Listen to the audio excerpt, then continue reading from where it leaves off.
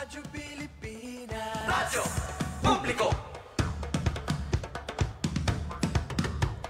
Radyo Pilipinas. Radyo Publiko.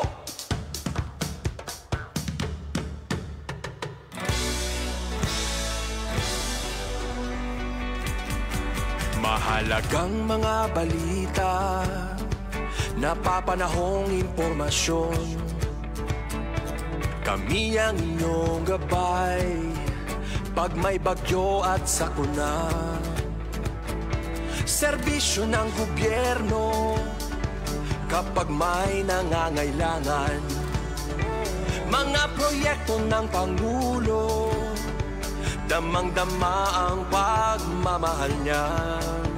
Tulay ng mga hinaing, ang problema ng bayan ating lulutasin.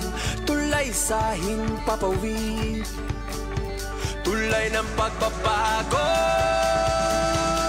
Radyo Pilipinas, Radyo Publiko ng bagong Pilipinas. Radyo Publiko, Radyo Pilipinas, Radyo Publiko ng bagong Pilipino. Mga proyekto ng Pangulo, damang-dama ang pagmamahal niya. Radyo Pilipinas, Radyo Publiko, ang boses ng Pangulo.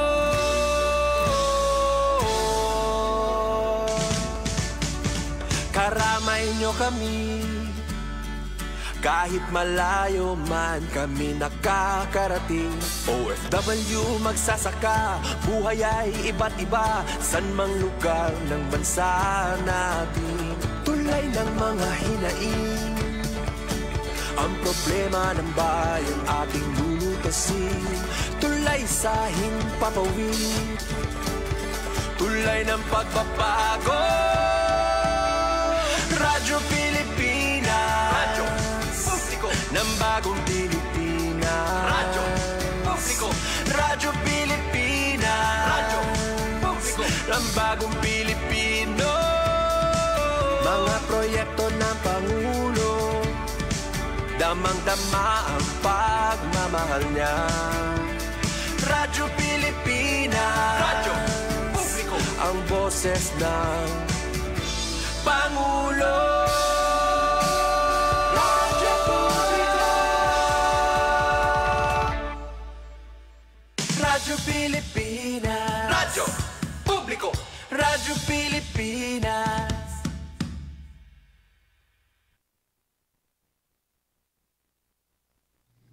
Oras natin kasagayan ng na sa 7 minutos, naglabay sa alas 4.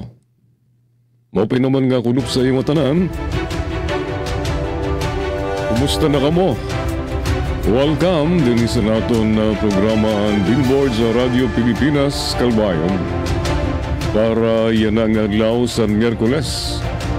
Pizza 3, kita yung nasumbunan sa September, tuwig 2025.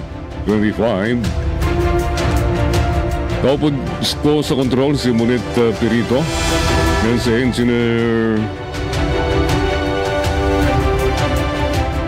Engineer Joven Cardenas.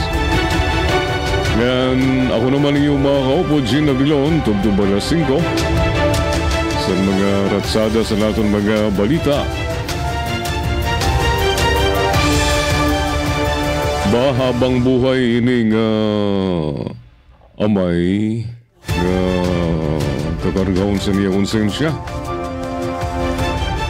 Sa isa niyos nga babay patay kauman aksidente nga mapusil sa iya amay. Marimadima ang gindangatan sa nusa nga babayi hay nga 6 anyos ang pangidaron nga namatay. Kauman tamaan san bala san pusil sa iya pisngi sa Victoria City, Negros Occidental. Sa report sa GMA Regional TV 1 Western Visayas, kakulog nga adlaw, iginpahayag sa kapulisan nga aksidente na pusil daw ang bata sa mismo tatay niya.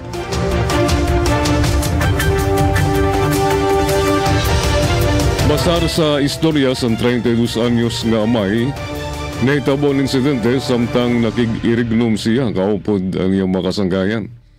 Ginuyagan daw niya ang pusil ng aksidente bumuto na natamaan sa pisngi niya anak nga babayihay.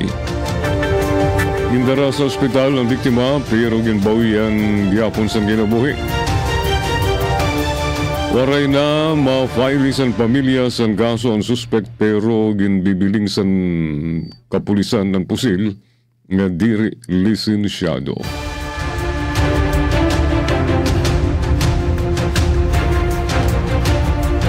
Bahining district engineer sa DPWH para makasulod na sa kasino, nagamit san alias para makasulod makapanhoygo. Iginamin niya na Bulacan First District Engineer sa DPWH nga si Henry Alcantara. Ginagamit siya sa alias ng taking ID para makasulod sa kasino.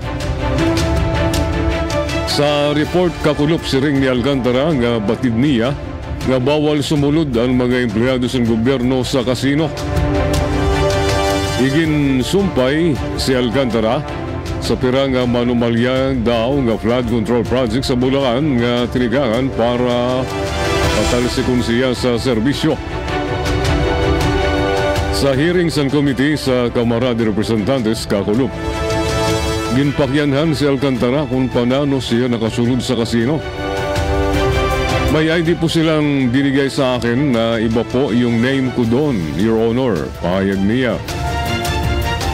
Sa hearing naman sa Senado, sa tunga Lunes, siring ni Alcantara nga kaupod niya nga napakanto sa kasino, Sir Engineer District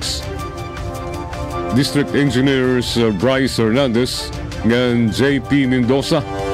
Kada niya nakaupod sa Bulacan First Engineering District. Basar sa source ang GMA Integrated News ng gamit ni Alcantara, ang alias nga Joseph Villegas. Samtang Marvin de Guzman naman si Hernandez ng PJ Asuncion naman si Mendoza. Sa bulag nga hearing sa Kamara sa Philippine Amusement and Gaming Corporation PAGCOR, napagarampangan gyapon ang paghuhigos ng pirang opisyales ng empleyado sa gobyerno. Sigun sa PAGCOR, umabot sa 180 milyones pesos nga daog sa kasino ang nakatirok kauman nga may baruan nga mga empleyado sa gobyerno ang nagdaog. Wara ini ihatag tungod kay government employee ang nagdaog. Usang nga konsehal pa daw ang nag-resign sa pwesto para makubra ang nadaugan niya nga 14 milyones pesos sa Huygo. Pero nangaro daw ang PAGCOR sa certification tigang kan DILG Secretary John Vic Rimulya. Agud makonfirma ang iya pag-resign. Halata po nag-resign siya noong nanalo na siya. Hiningi ko naman kailangang certified by DILG Secretary. Hindi na po siya bumalik. Siring ni PAGCOR Chairman Alejandro Tenco. Ilarom sa Administrative Code of 1987, bawal atong mga empleyado sa gobyerno nga maghuhuygo o sumulod sa mga kasino. Iginbabawal liwat sa mga government officials ngan mga empleyado nga sumulod sa mga kasino. Ilarom sa Memorandum Circular No. 6 Series of 2016 sa Office of the President. Aminado ang PAGCOR nga nakuryan sira masara ang mga nasulod sa kasino sanglit nagpatupad sira sa second screening sa mga magdadaog.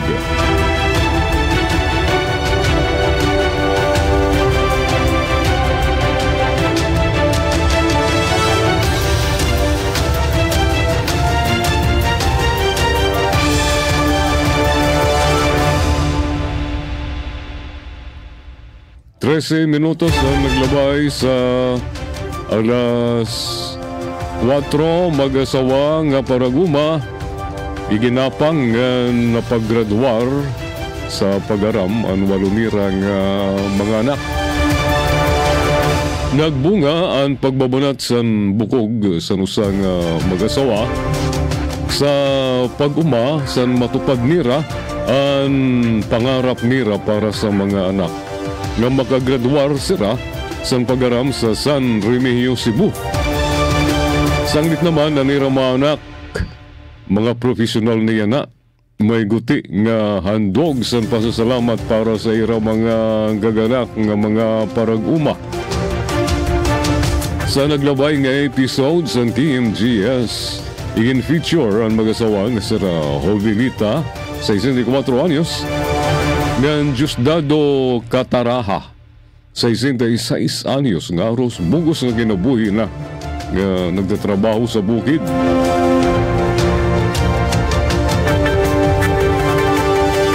Waray makagraduar sa pagaram sila Tatay Dusing nga Nanay Eva tungod sa kakablasan sa nira kinabuhi. Minsan nahihiya akong makipag-usap sa iba kasi wala akong pinag-aralan. Hindi ako marunong mag-Ingles. Hindi rin ako marunong mag-Tagalog. Bisaya lang. Siring ni Tatay Dusing.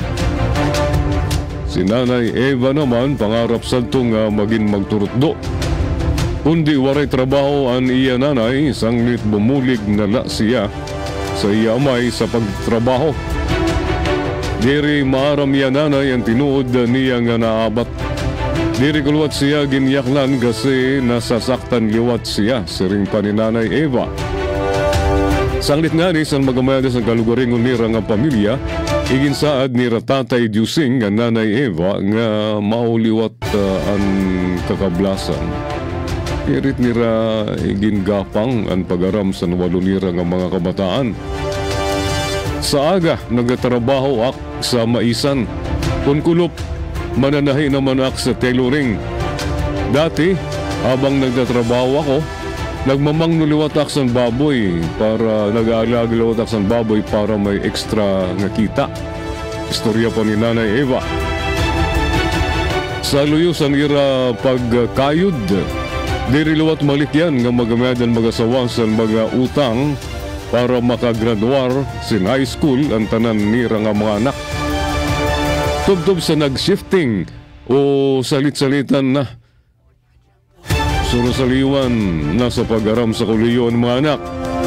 Kan magurang paundang unanay para ang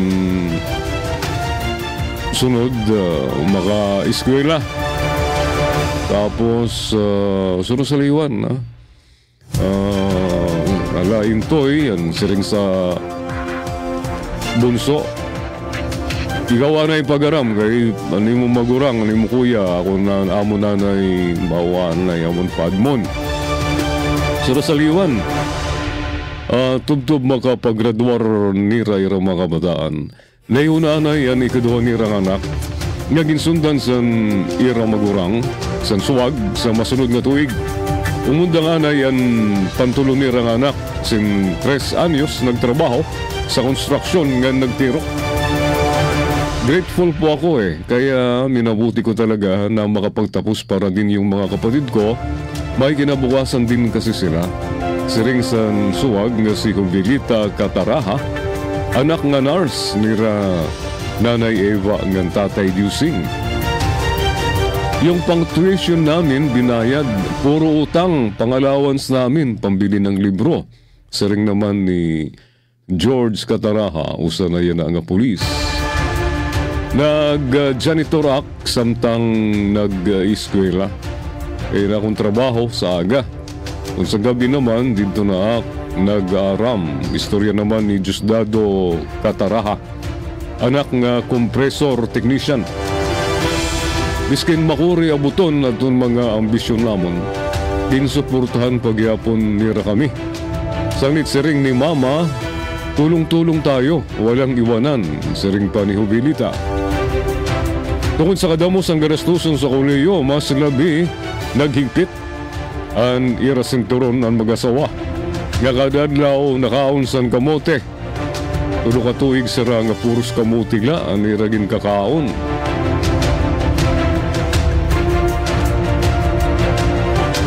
Miskin makorian ginabuhi, angay maging maupay pagyapon.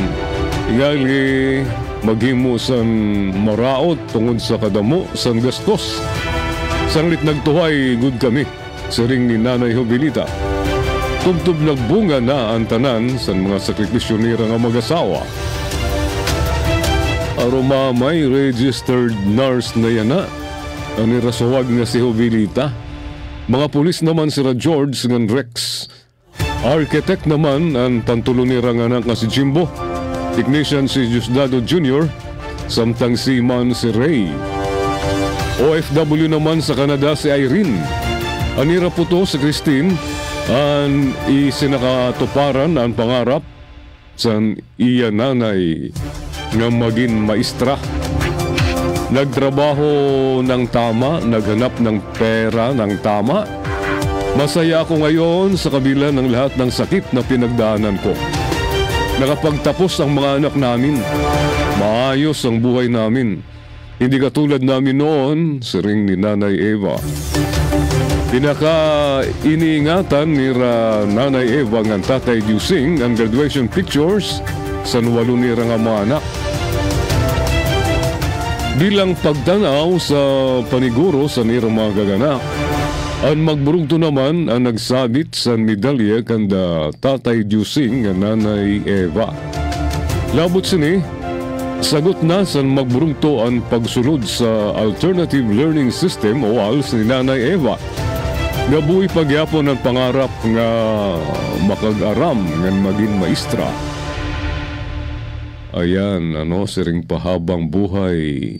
Pag may tiyaga, may nilaga. Amon itong mga kasanggayan, Basta nainiguro, ayan na, mga successful na. Ang irang mga anak, basta naniniguro na pagtrabaho. Mister, di rin na nag-inubog, likay bisyo.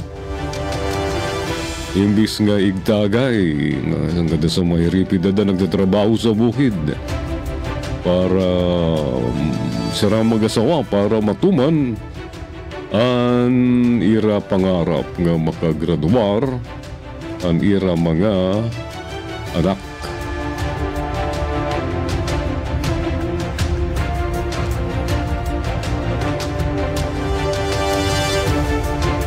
Minutos naglabay sa alas 4, mabalik ak Kauman sa mga paybaro sa kontrol.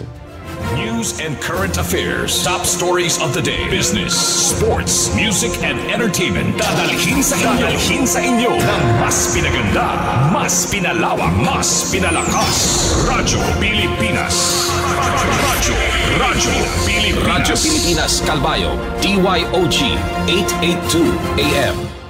Itinuloy na po natin ang zero balance billing. Libre po. Ibig sabihin, ang serbisyo sa basic accommodation sa ating mga DOH na ospital, wala nang babayaran ang pasyente. Ang dami pong challenge, hindi po namin alam kung saan namin kukunin, ganon, nag-iisip kung paano namin mababayaran. Siyempre po, masaya, super saya po dahil na zero billing po kami. Opo, malaking po talaga, malaking tulong po. Mabilis lang din po.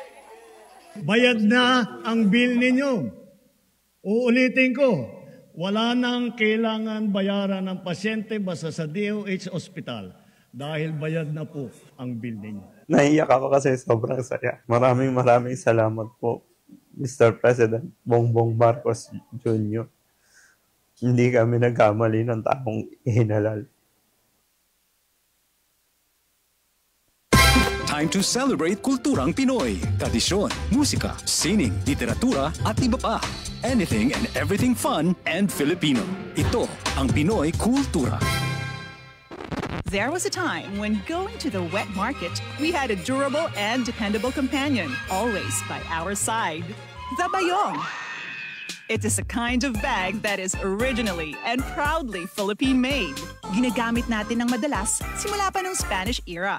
Our resourceful ancestors used dried leaves and wove them into bayong bags. Ang mga traditional bayong ay gawa sa buri leaves in the Visayas at pandan leaves naman sa Luzon. But these days, the materials used for making it vary from plastic to other organic materials. Ngayon, mukhang sikat na naman ang bayong bags, nationally and internationally. It was seen on New York Times Square billboards during the 2022 New York Fashion Week. Pero kahit naging sikat na fashion statement na ito, ang bayong, bit-bit pa rin lagi ng tita ko tuwing siya'y namamalengke. And why not? It's so convenient to use and an environmentally friendly alternative to plastic shopping bags. Kaya't siguruhing may bayong na nakatabi para sa mga pinamili. Yan ang Pinoy Kultura because our culture is cool.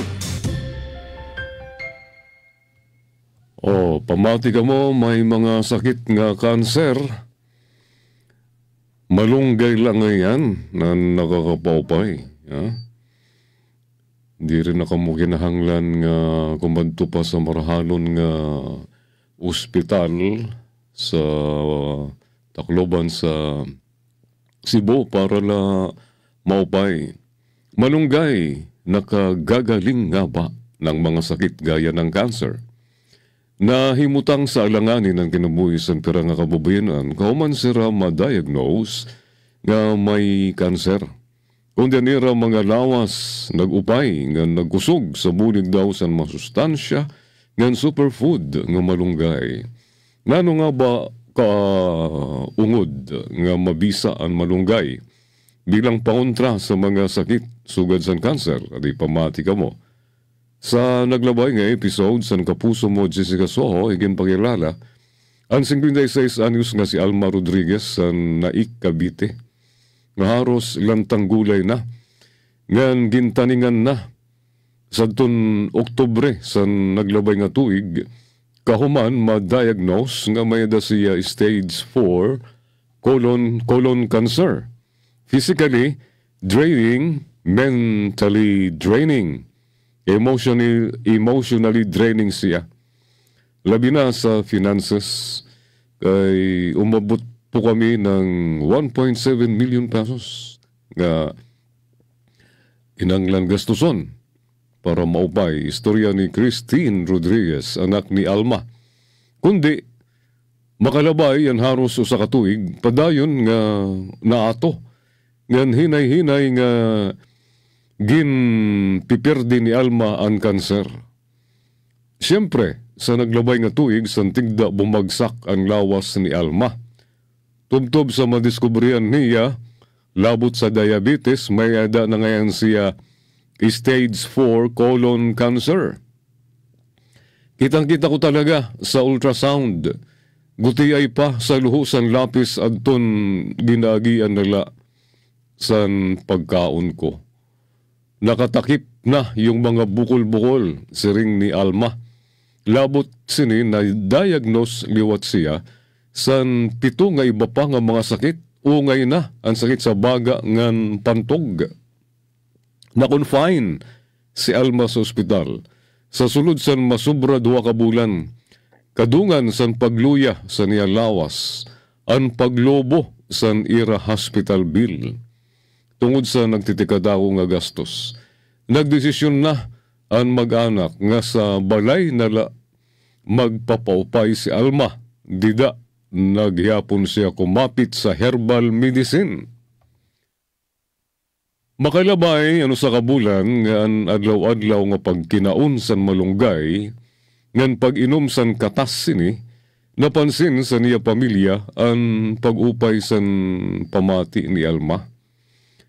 Aniya colon cancer, hinay-hinay nagyapon daw nga nag-upay. Naundang adton sakit, nga ginguguliat ko sa ospital. Adton pa sa salamat ko sa Diyos nga makagaraho, magintagan niya aksan kinabuhi. Siring ni Alma. 3 ka beses sa usa ka adlaw si Alma kung uminom san malunggay tea o homemade nga ginpakaladkaran nga dahon san malunggay. Medyo mapait. Tinitiis ko lahat ng pait kasi iyon ang maganda sa katawan, siring ni Alma. Kundi sigun sa oncologist nga si Dr. Jennifer Mercado, waray pa pag-aaram nga ginihimo parte sa epekto sa malunggay sa cancer cells pag-abot sa tao. Nakikita lang ho na may mga components ang mga dahon ng malunggay. Yung pinagbasihan lang po noon ay cancer cells at mga daga. So, wala pa po ng human subjects, sigun kan Mercado. Kilala nga superfood ang malunggay o Moringa oleifera. Hataas siya sa beta-carotene. May da siya quercetin, magnesium, calcium, labi na vitamin C. Hataas ang antioxidant properties niya. Malaksi, magrabong. So, the more nga ginkukuhaan mo siya sa dahon, the more nga nagdadamo adton iya mga usbong. Mas labi nga tatanggal niyon mga dahon sa puno sa malunggay. Kung sige niyo tanggal, mas labi nga may mga natubo nga mga dahon. Kung ano kalaksi kang magkuha sa dahon sa malunggay, maulot itong kalaksi sa pagrabong sini. Siring ni Dr. Mary Jane Magitiki, usang naturopath practitioner sa Philippine Institute of Traditional and Alternative Health Care o PITAC. Si Diana Samonte naman, nga taga Tubigon, Bohol, nga na-diagnose ang stage 4 Hodgkin's lymphoma, usa nga klase sa kanser sa dugo. Dumaan po ako sa bingit ng kamatayan. May taning na din ang buhay ko kasi hindi nag-promise ang doktor na masisave po ako, siring ni Diana. Nagburod-liwat si Diana. Nagburod si Diana sa tunga 2015 san una lumutaw ang sintomas sa niya kanser. Kundi nagamayda siya sa tubig sa baga. Di rilot siya nahinga turog, waray siya mahinga turog sa sunod sa 2 ka bulan. Waray pagiya, nakumpirma nga kanser ko din eh. Pahirapan ang pagbulong sa niya sakit. Labi, may minasusan siya nga baby sadto sa iya sinapupunan. Talwas nga naipanganak ni Diana niya baby. Kundi tungod sa kamahalan sa chemotherapy, nagbiling siya sa alternatibo nga gamutan para sa kanser. Blend aton ginihimo ko sa malunggay. So, iton anakon gininom, ginpupulbos ko ang malunggay. Ito na akon gininom. Nag-improve ang akon kondisyon sa nagamit na ako sa malunggay, siring ni Diana. Sigun kan Mercado, ang lymphoma, mawan kanser sa kulani. Ang pagbulong sini, ang chemotherapy, ng radiation therapy. Samantala, si Jovi Di Mesa naman, nga taga Muntinlupa, nagka-breast cancer sadto. 8 anyos na daw nga cancer-free. Tuig 2015, san may daw nakapa nga bukol si Jovi sa iya tuo nga suso. Oray pagiha, naibaruan niya nga malignant o cancerous. Ngayon, ang iya bukol, may da sa stage 1A breast cancer. Oray pagiha, mastectomy si Jovi o gintanggal ang bugos niya nga suso. Tungod sa kahanlok ng sa gastos, waray na siya pumaylarom sa chemotherapy. Kundi, nabuhayan siya ng loob. San may baruan niya nga nagupay daw sa kanser, aniya patod, miskin waray magpa-chemo. Kaluoy sa Diyos, 9 anyos survivor na akiyana. O, di ba? Talaga nga natuudak sa malunggay. Kay tumikang san katikang pa. Talaga nga iton ang bumulig sa akon. Naging cancer-free. Ak tungod san malunggay, siring ni Jovi. Sa luyusin madigon nga nagpahinundom ang mga eksperto nga mayaman man sa sustansya ang mga dahon sa malunggay, nan sa luyusan mga testimonya o ginsisiring karanasan sa niba. Waray pagyapon pag-aaram nga magpapatinuod nga epektibo ang malunggay nga bulong sa kanser. When it comes to fighting cancer, it cannot stand alone. Kinanglan pa natin sa more studies para po makita natin, number 1, safe ba siya?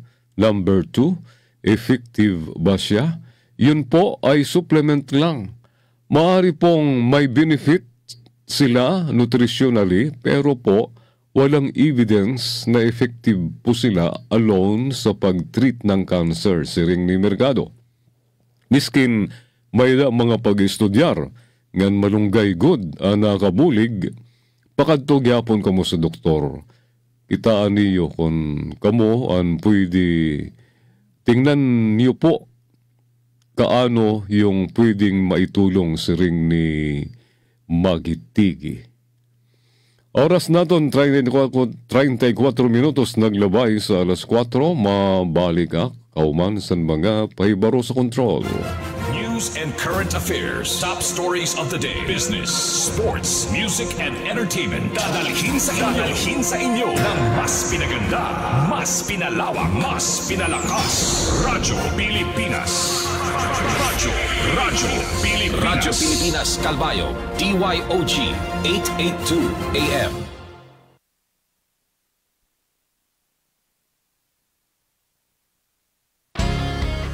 Paano nga ba mag-register para magkaroon ng schedule sa Bagong Pilipinas Presidential Action Center? Narito ang mga dapat gawin.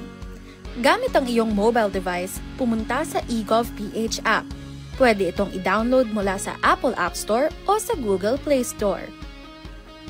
Gumawa ng account. Ilagay ang email address, valid mobile number, pagkatapos ay makakatanggap ka ng one-time code sa iyong email. Gamitin ang code sa eGov app para sa verification ng iyong account at ng mga impormasyong ibinigay. Congratulations! Meron ka ng eGovPH app account. Pwede mo na ma-access ang iba't ibang serbisyo ng gobyerno kabilang ang mga serbisyo sa Bagong Pilipinas Presidential Action Center. Huy! Nabiktima ka na ba ng fake news sa panahon ng digital media? Learn how to spot fake news. Check the source. Kung di legit, dapat magduda. Check the purpose. Informative or troll post at clickbait lang. Check the ownership. Mapagkakatiwalaan ba ang pinagkukuhanan nito? Check the time and date. Baka naman outdated na yung news na yan, ha? SPOT. Together, let's spot fake news. Tiyakin ang katotohanan, fake news ay labanan. A friendly message from PCO, DepEd, CHED, DSWD, DILG, PBS at Radyo Pilipinas. Oras 36 minutos, naglabay sa alas 4. Ngadi kita sa column ni sa payagan. Ngadto kita sining pahayagan sa Abante Tonight. Didi sa column ni Arnold Clavio. Hindi nakakagulat na hatol. In a very real sense, the world no longer has a choice between force and law. If civilization is to survive, it must choose the rule of law. Siring ni Dwight Eisenhower. Damuan nagulat sa naging desisyon sa Malacanang, pagkita ko, human na nato nini basaha, no? So, nga dinala kita, mga kasanggayan, sa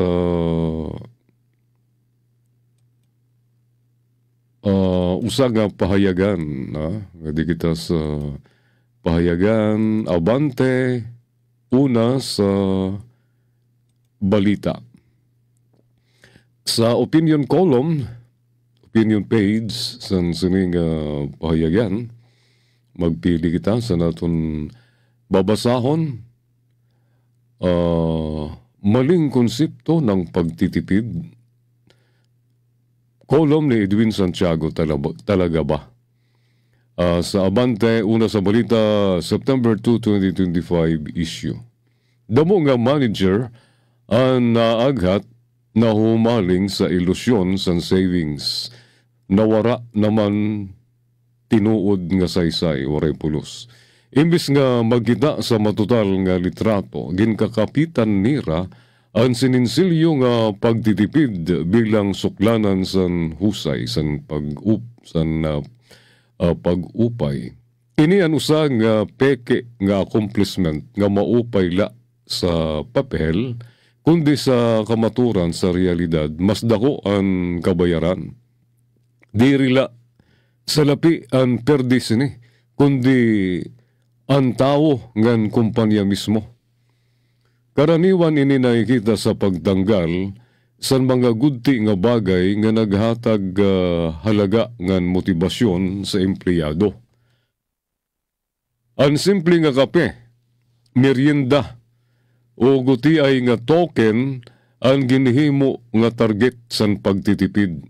Oo nga ni, may guti ay nga tipid sa cash outflow, pero invisible ang balik sini, sugad sa demoralisasyon. Pagkawaray gana, ngan hinay-hinay pagbagsak san sigla san organisasyon. An iginahambog nga tipid, ang ginbabaydan sa paghamubo san productivity, ngan pagkawara san malasakit. Ngan kun ang tao demoralized, diri la kalidad san trabaho, ang bumabagsak. Naamong liwat ang delivery sa serbisyo ng reputasyon sa mismo institusyon, ang kapalit sa singsilyo nga natipid, ang tiwalang mahirap ibalik. Pagtapod nga makuri na ibalik. Mas pasini, may ada mas malupit nga dagway sa kaipokrituhan. Ang pareho nga manager nga nagbabawal sa merienda para sa iya staff, ang siya liwat nagpipili sa magrasa nga pagkaon para sa kalugaringon kada meeting. Tinano kinahanglan may pagkaon kung may da meeting. Ini ang klasiko nga dubli kara nga pamumuno. Mahigpit sa iba, maluwag sa kalugaringon. Sa sugad nga kalakaran, hinay-hinay nagkukusog ang kulturang harimunan. Kung ang leader mismo ang diri patas, ang diri consistent, ang mga tao sa ubos na ibabaro magdiskarte para makabawi. Naigin iyayahay nga survival mode, ang angay unta dudrungan nga pag-angat. Ang resulta, diri la hamubo nga moral, kundi kawadan san respeto. Usa nga perdidas nga mas mahal kumpara sa anuman nga budget line. An invisible costs sini ang tinuod nga nagrubat sa organisasyon. Hataas nga turnover, hamubo nga sigla, maluya nga serbisyo nga reputasyon nga hinay-hinay nalulusaw. Ang epektibo nga tinuod nga leader ang diri nag-ihap sa sensilyo nga natipid, samtang nagbubulag-bulagan sa mas dako nga gastos sa demoralisasyon. Diri accomplishment ang pagtanggal sa benepisyo nga nagpapataas ang moral kung sa luyong nga banda, ikaw mismo nagpapakarasa-rasa sa imo luho. Ang mahusay na pamumuno ang diri nagikita sa pag-utod sa guti nga bagay nga nagpapagaan sa trabaho sa iba, kundi sa kakayahan nga magtindog sa balanse nga sistema, kundiin maliwnawang pamantayan nga patas ang pagtrato. Kung ungod nga karuyag sa nusa nga manager nga magtagumpay, angay niya ipakyana, diri kun pipira ang matitipid, kundi kun mas mag-uupay ba ang dalagan sa opisina, sa organisasyon, mas nagrigon ba ang pagtapod, ngan mas nagkusugba ang malasakit sa mga tao tungod sa niya mga desisyon, tungod ang tipid nga may kaupod nga hypocrisy ang diri accomplishment kundi kaarawdan. Sa orhe, ang simple nga sagdon sa mga sugad nga klase sa manager, ang diritsahay, ayaw pagin ipokrito. Kung mga ngaro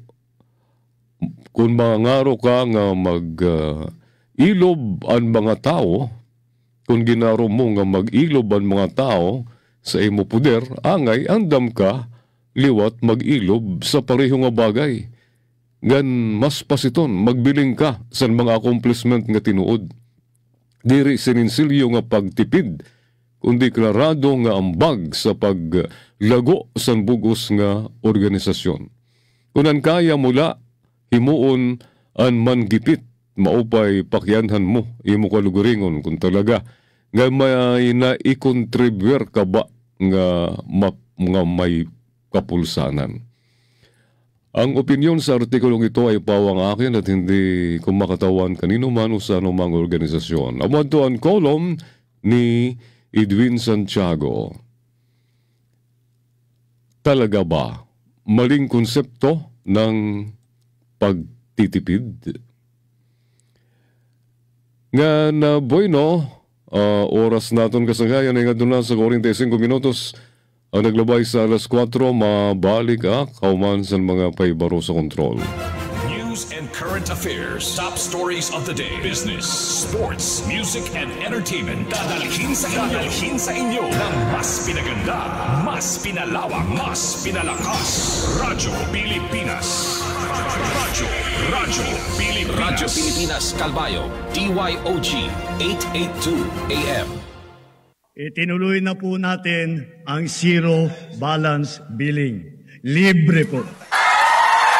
Ibig sabihin, ang serbisyo sa basic accommodation sa ating mga DOH na ospital, wala nang babayaran ang pasyente. Po, ang dami pong challenge, hindi po namin alam kung saan namin kukunin, ganon, nag-iisip kung paano namin mababayaran. Siyempre po, masayang-masaya. Super saya po dahil na zero billing po kami. Opo, malaking po talaga. Malaking tulong po. Mabilis lang din po. Bayad na ang bill ninyo. Uulitin ko, wala nang kailangan bayaran ng pasyente basta sa DOH Hospital dahil bayad na po ang bill ninyo. Naiyak ako kasi sobrang saya. Maraming salamat po, Mr. President Bongbong Marcos Jr. Hindi kami nagkamali ng taong ihinalal. Dengue na mula sa kagat ng lamok ay ating maiiwasan kung 4S ay ating isasagawa at pakikinggan.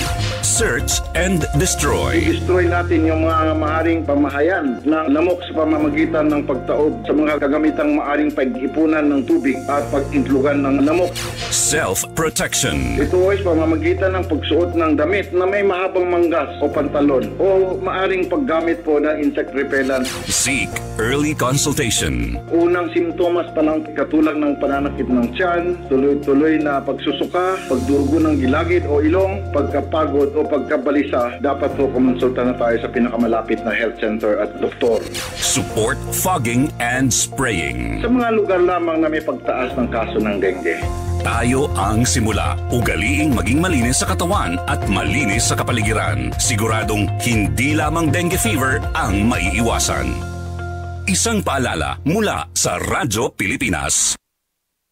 Oras na ton 13 minutos antes na alas 5. Ngadi kita sa kolom ni Ronald M. Llamas, Bardagulan, sa Filipino Star ngayon, September 3, 2025 issue. Ilabas ang mga salin sa payagan Filipino Star ngayon. Sa tunga Lunes, inilang naglabay pala nga Lunes, nagpakita sa tama nga ehemplo ang mga kongresista sa Nakbayan Party List, sina Congressman Chel Jokno, Percy Sindania, Ngandada Kiram Ismula, san igawas nira statement of assets, liabilities and net worth, SALN. Simple, ang mensahe. Kung seryoso kam nga tapuson, puy-puyon ang pangungurakot ngan walang hiya nga pangawat, pagrikupo, pagkamkam sa ill-gotten wealth, magtikang ang mga public servants sa transparency and accountability. Kinabuasan, ginsundan ini ni Congressman Jukno sa tapang nga musyon sa House Tri-Committee on Infrastructure. Ibulgar sa mga membro ang anuman nga koneksyon nira sa questionable nga proyekto, contractors, ng DPWH officials, antisira umasta nga crusaders laban sa mga ghost ng anomalous projects. Ngan kung may conflict of interest, mag-inhibit dayon. Tama naman, basic. Pero ang pakyana, may bibilin pada sa committee, kauman ang vetting process, klarado ang duwa nga pitad sa nakbayan. Ang SALN disclosure, anay regular nga practice, ilarom ni anay Presidente Noynoy Aquino, ang ginbaluktot sa rehimen ni ICC Prisoner Rodrigo Duterte. Sa bulig sa nusa nga questionable nga ombudsman, iginhalot sa taong bayan ang katungod nga masilip ang SALN sa mga opisyal. Obvious ang pagtatakop. Kung malimpyo ka, na ano ang ikakahadlok nimo? Importante ang SALN para maikumpara ang sweldo ngan propriedad sa papel sa mga opisyal ngan ang lifestyle nira both online and offline. Samtang, ang motion ni Jokno ang usa nga mahigpit nga painundom, makure para sa Kongreso nga mag-imbestiga sa mga nangurakot mga linimbong nga mga proyekto kung mismo mga miyembro nira ang nahidadabi. Pwede moon, pero may problema sa kredibilidad. Sa urhe, baga gindatapuran naton ang mga buaya nga mag-imbestiga kung sino ano matake sa manukan. Dida, nasulod ang plano sa Malacanang nga magtindog sa nusang Independent Commission para siripon ang wala tuo nga mga anomalya. Sigun sa bago nga DPWH Secretary Vince Dizon, klarado ang ayat, waray angay ugupan, waray angay sasantuhon, ilantad ang angay ilantad, kasuhan ang angay kasuhan, nga nisulod sa prisuhan ang angay mabulok sa prisuhan. Kundiri, drama la ini. Usa nga teleserye nga pautro-utro nga gin-replay ngan gin kakasinahan na san mga mulupyo. Iniliwat ang ayat kan Secretary Dizon, limpyo ha ang DPWH. Tanggalon ang mga sindikato, mga kawatan.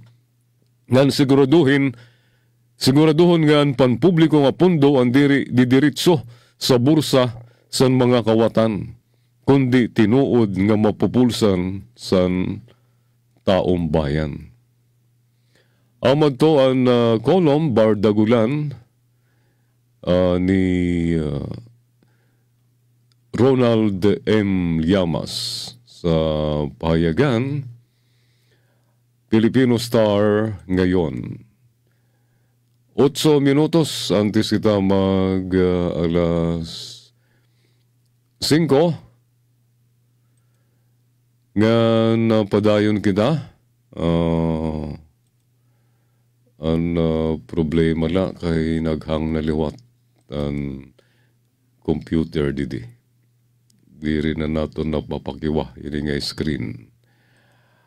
Alright, so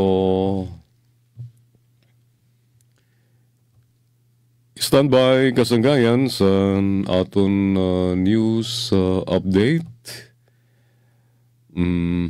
Maray na talaga. Naghang na talaga ini nga computer. Alright, damo pa naman din mga mag-upay untang nga isyu nga aton pagbabasahon na problema la kay naghang anakon na computer didi. nga na bueno,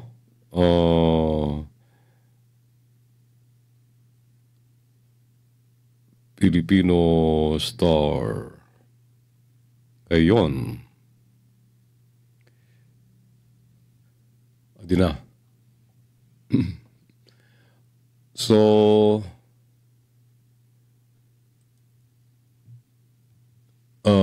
nga di kita, balik sa sining aton pagbasa sa aton sa sining pahayagan ang Filipino Star ngayon.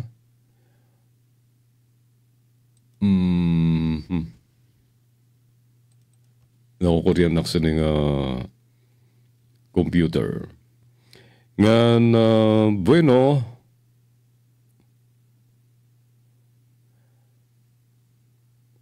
adi ang opinion na page sa sining pahayagan. May dana kita na hibibilin nga 5 minutos antes ita mag alas 5 nga hulaton ta nga magkusog-kusog sini. Siguro nagluya la di diyan amon internet sanglit nagkamay-ada sa problema kit didi sa aton gintatamdan. So mga kasanggayan nga di naman kita sa column ni Dr. Willie T. Ong mga pagi para maibanan ang kasinahon. Mag-exercise na kaiban ang pag-ehersisyo sa stress ng tensyon sa lawas. Ikadua, magpahuway san sadang. Ayaw pag-apura ngan sobrahe ang iyo trabaho. Kung diri ka overworked, mas diri magpapaso ang imo ulo. Ikatulo, halabaa ang pasensya. Ayaw maging perfectionist. Karauton nga talaga may nauurhi sa mga schedule, meeting, ngan oras ng biyahe. Tuwaya ang pagpipinsar. Tukiba ang mga bagay nga malaksi magpapaso sa imo ulo. Antes ini may tabo, magpinsar na san paagi para makalikay sini. Maramgam sobrang atensyon, ng sobrang kasinahon, ito ng labi na sang kalalakinan, mao ito na nagpapautod sa nimo kinabuhi, tigda kala atakihon sa kasing-kasing. Lano ang iba pang paagi para malikayan ang sobrang pagpasok sa ulo. Tuwaya ang pagpinsar. Tukiba ang mga bagay malaksi magpapaso sa imo ulo. Antes ini may tabo magpinsar na san pagi para makalikay sini. Ikalima, maggahulat san pera ka oras. Kung may kaaway ka, ayaw dayon siya atubanga. Mag-deep breathing exercises anay. Mang huminga ng malalim ngan maluya san napulo ka beses. Ikaunom, hampangahan ko lugaringon o baguha ang pananaw. Pakianhian ni mo ka lugaringon. Ini nga igin kakasinan ko ba ay man may epekto sa akon pagalabay sa no sa katuig o 10 anyos. Kadalasan waray naman. Ikapito, maging busy, maging abala sa maupay nga burwaton. Kung waray ka ginihimo, magiging mas mapaso ang imo ulo, mas maging mas sinahon ka, ngan mainggitin ka sa iba. Kundi kung abala ka sa kalugaringon nga proyekto, oray ka na panahon nga masina pa sa iba. Ikawalo, libang nga ang imo kalugaringon. Kung naabat mo nga magpaso ang imo ulo, ibaling ang imo atensyon sa iba. Magbasa sa magazine o magpinsar sa maupay nga bagay. Diri nga ni paghiling sa TV, paghiling sa comedy movies. Ayaw agiya sa makahurubog nga irimnon, ano mo kasi nahon, maraot ang mga makahurubog nga irimnon sa lawas. Ika na puno, igawasan nimo kasina sa tama nga pagi. Kumadto ka sa lugar nga waray tao, nga didto mo igawas an imo kasina. Pagkato sa bukid nga waray mga tao, didto gaguli at igawas imo kasinahon. Pwede liwat i-istorya mo yun sa usa mo nga sangkay. Ika-11, magpatingin, magpakonsulta sa doktor. Tingali naman may alta presyon o sakit sa thyroid. Ini nga mga sakitan pwede magpapasok liwat sa ulo. Kung di rin mapugnan ng kasinahon, pwede magbunga ini sa mga masunod nga sakit. Alta presyon, stroke, sakit sa kasing-kasing, pagdurugo sa mata, cancer, diabetes, asma, sakit sa taludtod nga iba pa nga sakit. Ipaubaya sa Diyos ang nga tanan. Igampo mo nala ang imong mga kaaway. Igampo adton mga tao nga nagpasakit sa nimo dughan. Pasagdi mo na nga iba ang umato sa imo mga kaaway ngan ayaw na ikaw. Kung naisina ka, ayaw nga diretso ko lang sa iyo kusina, magkuha ka sa binalhag, ayaw itong mo problema, at ito ka magdurusa sa prisuan. Magpakaubos, magpakumbaba, magpakaalunod ngan magligay nala sa imo kaaway. Malipas gihapon iton. Para aray may natubong nga karatan ayaw pag hinubog. Ay danay an imo katagay may dakam nga ni dilito tigdala iton nga magbubuno sa imo. Di nga ni hulaton ka nga kung maturog nga dida ka gigripuhan sa imo surok-surok nga may ginhingadtuan sa dagbit mo nga kamatayon. Adiyan naton news update. Mula sa pinakamalawak na newsroom sa buong Pilipinas, ito ang Radyo Pilipinas News Update. BP Sara ginpitik san International Criminal Court detalye san pagbisita kan digong bawal na istorya sa iba. Ginpainunduman sa International Criminal Court si Vice President Sara Duterte nga diri igsusumat sa publiko ang detalye sa pagbisita niya sa iya amay nga si Aday Pangulo Rodrigo Duterte sa detention facilities sa The Hague, Netherlands. Tungod sini, diri na daw pwede pa nga magyakan nga mag-istorya si VP Sara parte sa kamutangan sa iya amay ngan mga na paghampangan nira. Mayroon duman sa mga naglabay nga pagbisita ni VP Sara sa iya amay, nagserbisya nga spokesman sini. Higin papaabot luwat niya ang mga saluubin ngan mensahe sa iya tatay sa ira mga taga-suporta. Bisan pawan sa iya urhi nga pagbisita sa Anay Pangulo, sa tungaw sa kadlaw, ginpahinunduman daw sa detention unit si VP Sara parte sa ira palisiya kontra sa pag-usumat sa publiko sa mensahe tigang sa mga detenido. So from now on, bawal istorya kung nano adton mga naitabo sa sulod nga nano adton mga napagarampangan sa sulod sumala pa sa iya. Kan usala nga pwede niya igistorya kung buhi pa ba ang iya tatay. I can only say nga si Pangulo Duterte ang buhi pa. Itonla, tub-tub sitonla. Kay bawal po maghatag sa mga information nga ginharampangan sa sulod. Dugang pa ni BP Sara. Siya na Pangulo Duterte ang nakatalaan o matubang sa confirmation sa niya mga charges hearing sa September 23. Dida tutudlokon sa ICC kung may sadang nga ebidensya para ipadayon ng trial sa crimes against humanity nga ginatubang sa Anay Pangulo.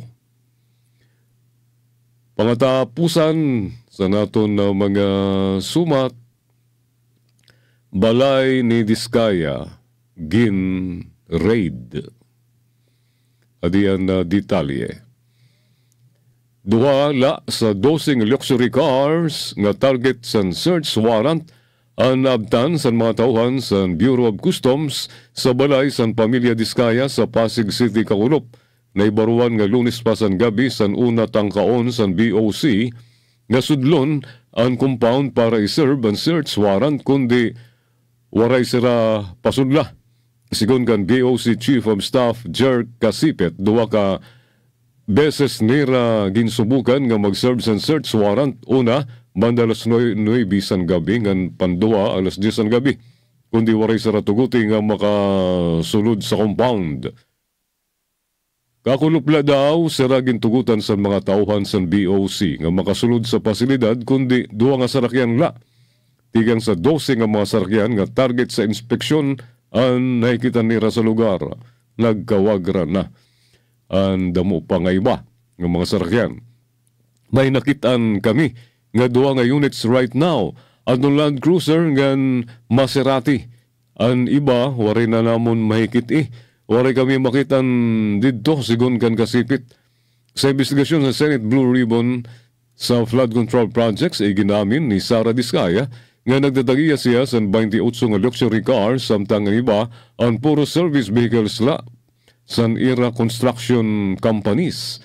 Tiroona na ginsiring ni Curly Diskaya, asawa ni Sara, nga may dasara 40 nga luxury cars. Sakop san warrant ang 12 luxury cars nga waray import entry record sa BOC. Ungay din yan Cadillac Esplanade, Toyota Tundra, Toyota Sequoia, Rolls-Royce Cullinan, Mercedes-Benz Toyota Tundra Pickup, Lincoln Navigator 2021, Lincoln Navigator 2024, Maserati Levante, and Bentley Bentayga. Amad to ato news update, Gina Vilon, Iyutag Notisya. Mula sa pinakamalawak na newsroom sa buong Pilipinas, ito ang Radyo Pilipinas News Update.